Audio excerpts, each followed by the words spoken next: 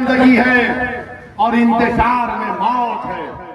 मैं आपसे वादा कर रहा हूँ, किशनपुर और अमूर की जनता के दरमियान में खड़े रह के वादा कर रहा हूँ कि इंशाअल्लाह ताला महीने में 2 दिन अख्तरुल ईमान बैसा ब्लॉक में आकर बैठेंगे और 2 दिन अमूर ब्लॉक में आकर बैठेंगे और आपकी तकलीफ को सुनेंगे। अख्तरुल ईमान का हाथ पकड़कर मैं काम कराऊंगा। अगर अख्तरुल ईमान जरूरत पड़ी तो उनका कान भी पकड़ सकता हूँ, मुझसे उम्र में बड़े हैं, मगर अल्लाह ने जिम्मेदारी मुझे बहुत बड़ी दी है। काम होगा इंशाअल्लाह ताला। जब आप 11 तारीख को वोट डालने जाएंगे तो एक तुम्हारा दीवाना तुम्हारे सामने हाथ फैला कर कह रहा है कि अगर ओवैसी के ताल्लुक से तुम्हारे दिल में मोहब्बत है तो यहाँ पर भाजपा को और जेडीयू को कामयाब होने मत दो। भाजपा और जेडीयू को कामयाब होने मत दो, वरना तुम्हारे दीवाने के ताल्लुक से कहेंगे कि ओवैसी तूने वक्फ के कानून को तो फाड़ दिया, हमने किशनपुर में तुम्हारे इत्तेहाद को तारातार कर दिया। इत्तेहाद को बचा लो मेरी इज्जतदार माँ और बहनों, मेरे बुजुर्गों, इत्तेहाद को बचा लो। नौजवानों, अपने इत्तेहाद को सीने से लगा कर रखो। बड़ी मुश्किलों से इत्तेहाद पैदा होता है। इंतशार को पैदा करने के लिए मिनटों की जरूरत लग जाती है, इत्तेहाद पैदा करने के लिए 11 साल लग गए। 11 साल लग गए इत्तेहाद पैदा करने के लिए, और 11 साल मेरी जिंदगी में कोई मायने नहीं रखते, मगर हमको अपनी ताकत को समझता है।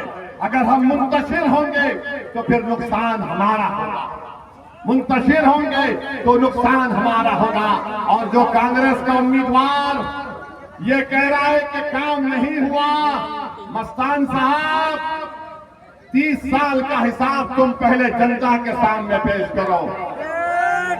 30 साल जनता के सामने पेश करो। 5 साल का रिकॉर्ड तो अख्तरुल ईमान ने रख दिया और मानता हूं कि काम होना है, मगर मस्तान बोलेगा पूरा काम हो गया। यही मस्तान साहब से जाकर पूछा गया कि नदी के कटाव का कारण क्या है, तो मस्तान साहब ने कहा दफन है, दफन है। याद है ना, याद है ना, याद है ना, याद है या भूल गए? तो 11 तारीख को दफन होगा। 11 तारीख को किसका दफन होगा और 14 तारीख को किसका जश्न होगा? 14 तारीख को पतंग का जश्न होगा। तो आप जिसको आपने 30 साल मौका दिया वो कुछ नहीं किया। जेडीयू बीजेपी सत्ता में है 20 साल से। तुम्हारा मुख्यमंत्री नीतीश कुमार, नीतीश कुमार तुम्हारा नूर नजर, नीतीश कुमार तुम्हारा लाल, नीतीश कुमार तुम्हारा सियासी आका। तुमने क्या किया बताओ सीमांचल के? किसने रोका तुमको? कोई नहीं रोका तुमको, मगर चुनाव आया तो तुम असबियत के नाम पर वोट देना चाहते हो। नहीं मेरे भाई, 5 साल में अख्तरुल ईमान ने काम करवाया। मैं ये दावा नहीं कर रहा हूं कि सब काम हो गए, मगर काम होगा। असदुद्दीन ओवैसी उसकी जिम्मेदारी लेगा इंशाअल्लाह। अख्तरुल ईमान का हाथ पकड़कर उनको ढकेल कर काम करवाएंगे। और आप कभी भी किसी वक्त मुझे फोन लगा सकते हैं। अगर आप मस्तान साहब को फोन लगाएंगे तो आवाज आएगी। क्या आवाज आएगी? आप जिस फोन नंबर को डायल कर रहे हैं वो बीमार है, वो अभी बीमार है, बीमार है। आप जिस फोन नंबर को डायल कर रहे हैं अभी व्यस्त है। बाद में 15 मरतबा मिलाने के बाद तो उठाकर पूछेगा क्या खबर, क्या है? बोलेगा ये काम है, तो बोलेंगे वो अस्पताल में। अस्पताल हम उनकी सेहत की दुआ करते हैं। मस्तान साहब, अल्लाह ने आपको 30 साल मौका दिया, अब आप अख्तरुल ईमान को आशीर्वाद दें इंशाअल्लाह।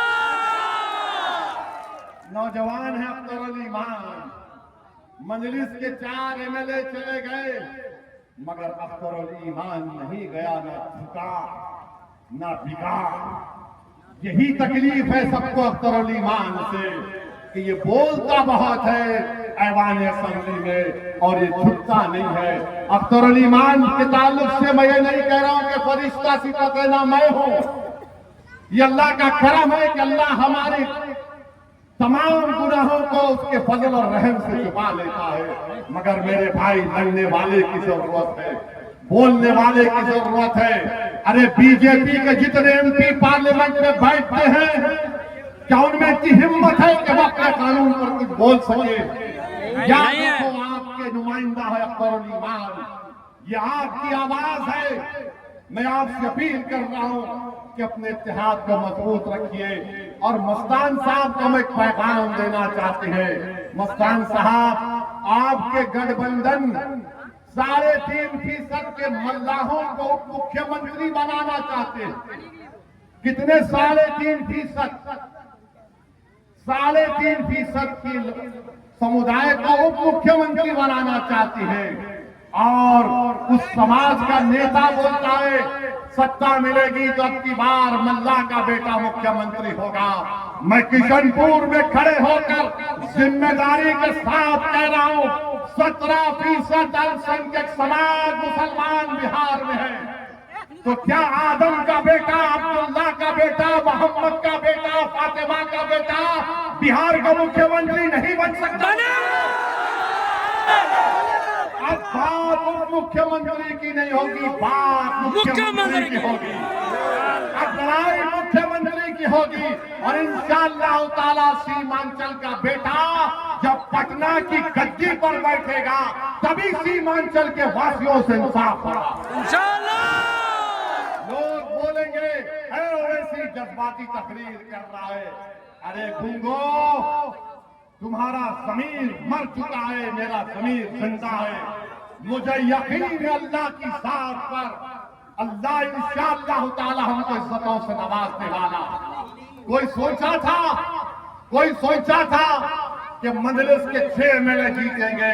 मैं जिम्मेदारी के साथ कह रहा हूं, अगर आप मुत्तहिदा तौर पर अपने और का इस्तेमाल करेंगे तो यकीनन इंशाअल्लाह ताला ये कोई ताज्जुब की बात नहीं होगी कि सीमांचल का बेटा मुख्यमंत्री बनेगा। ये तेजस्वी यादव है, 14% है, 36% लोगों को टिकट देता। अब बताइए आप, जब ओवैसी ये कहता है तो बड़े परेशान हो जाते हैं। अरे तुम क्या कह रहे हो, ये कैसे होगा? अरे मेरे भाई, अल्लाह के लिए खाली कुन फयकून कहना है और सब चीज हो जाती है। मेरा ईमान यही है कि हम कोशिश करना हमारा काम है, जिद्दोजहद करना पूरे इखलास के साथ हमारा काम है, लड़ना हमारा काम है, कुर्बानी देना हमारा काम है, गिड़गिड़ा कर अल्लाह की बारगाह में अपनी बेबसी का इजहार करना हमारा काम है, देना उसका काम है और अल्लाह नवाजेगा इंशाअल्लाह ताला। तो 11 तारीख के दिन जो हमारे ट्रिपल तलाक का कानून बनाया मुस्लिम खवातीन को बर्बाद करने के लिए, बताओ जेडीयू के लोग तुम क्या बोलते ट्रिपल तलाक के कानून को? मुंह खोलो, नहीं बोलेंगे। CAA का कानून क्यों बनाया? मोदी आकर सीमांचल में कहता है, अमित शाह आकर सीमांचल में कहता है यहाँ पर घुसपैठी है। क्या किशनपुर में कोई घुसपैठी है? नहीं है। जामुर में कोई घुसपैठी है? क्या कोई बांग्लादेशी है? क्या कोई नेपाली है? अरे जेडीयू के उम्मीदवार बोलो, जाके तुम्हारे पप्पा मोदी को बोलो, घुसपैठी नहीं, यहाँ पर कयूर कन्हैया सिंगापुरी है। ये सरजमीन भारत के बाशिंदों की है, मगर नहीं बोल सकते। मोदी के सामने जाएंगे तो बोलेंगे हुकुम, और ओवैसी के सामने मोदी आएगा तो सीधा तान कर आंख में आंख डाल कर बोलता हूं। मेरे अजीज दोस्तों और बुजुर्गों, आपकी सियासी क़यादत को मजबूत करिए, अपनी पार्टी को मजबूत करिए, अपने वोटों से मजबूत करिए। तो 11 नवंबर के दिन एक पैगाम आपको देना है मोदी, अमित शाह को, नीतीश कुमार को, चिराग पासवान को, कुशवाहा साहब को। और वो पैगाम क्या है कि हम तुम्हारे इस काले वक्त कानून को मुस्तरद करते हैं, रिजेक्ट करते हैं। और कैसे करते हैं?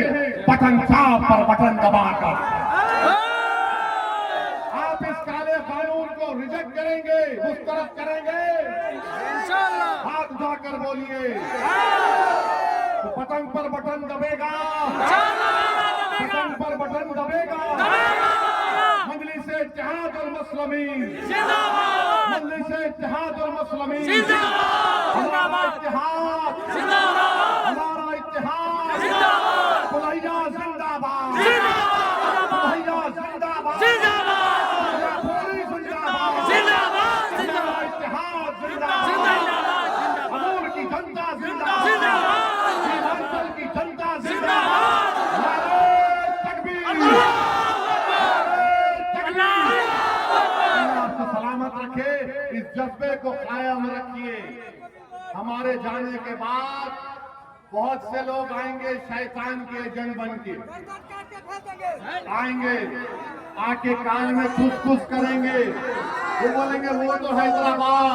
अरे प्यारे, 11 साल से मैंने सीमांचल की सरजमीन को नहीं छोड़ा, तो मौत मुझे जमीन से छुटकारा दिला सकती है, मगर जिंदा रहूंगा तो सीमांचल जिंदाबाद करेगा। जिंदगी वफा करेगी तो तुम पर मर मिटने की कोशिश करूंगा इंशाअल्लाह। मेरी मां और बहनों, बुजुर्गों, नौजवानों, इत्मीनान से जाइए। मजलिस आपकी ताकत बन चुकी है, मजलिस आपकी हिफाजत करने की जिम्मेदारी दी है। अब सीमांचल से इंसाफ होगा। अख्तर अली ईमान को कामयाब करिए और अपने इत्तेहाद को मजबूत करिए। सलाम अलैकुम व रहमतुल्लाहि व बरकातहू।